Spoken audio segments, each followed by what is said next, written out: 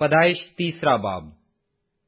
اور سانپ کل دشتی جانوروں سے جن کو خداوند خدا نے بنایا تھا چالاک تھا، اور اس نے عورت سے کہا، کیا واقعی خدا نے کہا ہے کہ باغ کے کسی درخت کا پھل تم نہ کھانا؟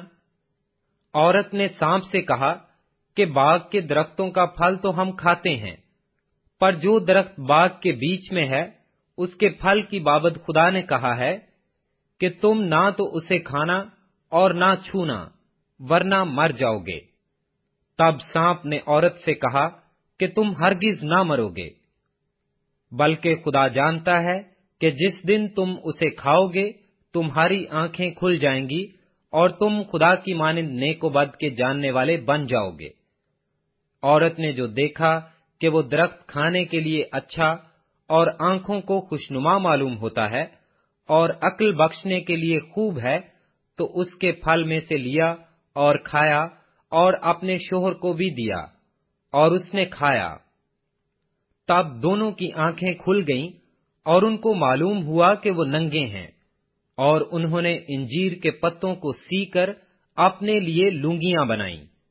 اور انہوں نے خداوند خدا کی آواز جو ٹھنڈے وقت باغ میں پھرتا تھا سنی، اور آدم اور اس کی بیوی نے آپ کو خداوند خدا کے حضور سے باغ کے درختوں میں چھپایا۔ تب خداوند خدا نے آدم کو پکارا اور اس سے کہا کہ تو کہاں ہے؟ اس نے کہا کہ میں نے باغ میں تیری آواز سنی اور میں ڈرا کیونکہ میں ننگا تھا اور میں نے اپنے آپ کو چھپایا۔ اس نے کہا، تجھے کس نے بتایا کہ تو ننگا ہے؟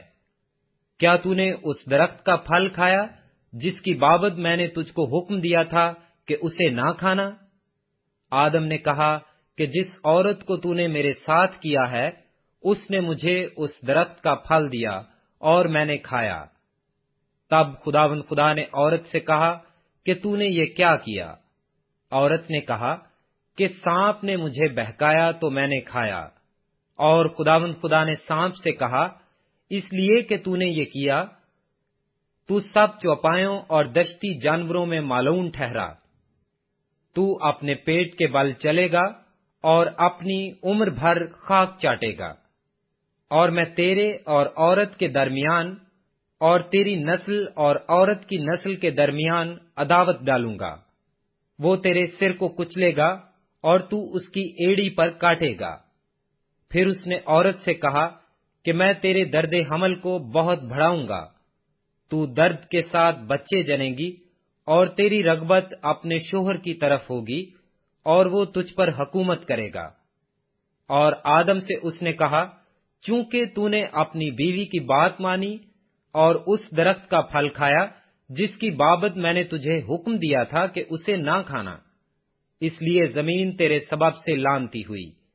مشقت کے ساتھ تو اپنی عمر بھر اس کی پیداوار کھائے گا، اور وہ تیرے لیے کانٹے اور اونٹ کٹارے اگائے گی اور تو کھیت کی سبزی کھائے گا۔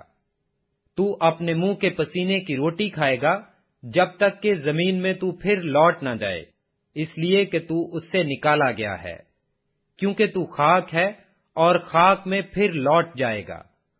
اور آدم نے اپنی بیوی کا نام حوا رکھا، اس لیے کہ وہ سب زندوں کی ماں ہے۔ اور خداوند خدا نے آدم اور اس کی بیوی کے واسطے چمڑے کے کرتے بنا کر ان کو پہنائے۔ اور خداوند خدا نے کہا، دیکھو انسان نیک و بد کی پہچان میں ہم میں سے ایک کی مانند ہو گیا۔ اب کہیں ایسا نہ ہو کہ وہ اپنا ہاتھ بڑھائے اور حیات کے درخت سے بھی کچھ لے کر کھائے اور ہمیشہ جیتا رہے۔ اس لیے خداوند خدا نے اس کو باغ عدن سے باہر کر دیا تاکہ وہ اس زمین کی جس میں سے وہ لیا گیا تھا کھیتی کرے۔ چنانچہ اس نے آدم کو نکال دیا اور باغ عدن کے مشرق کی طرف کروبیوں کو اور چوگرد گھومنے والی شولہ زن تلوار کو رکھا کہ وہ زندگی کے درخت کی راہ کی حفاظت کریں۔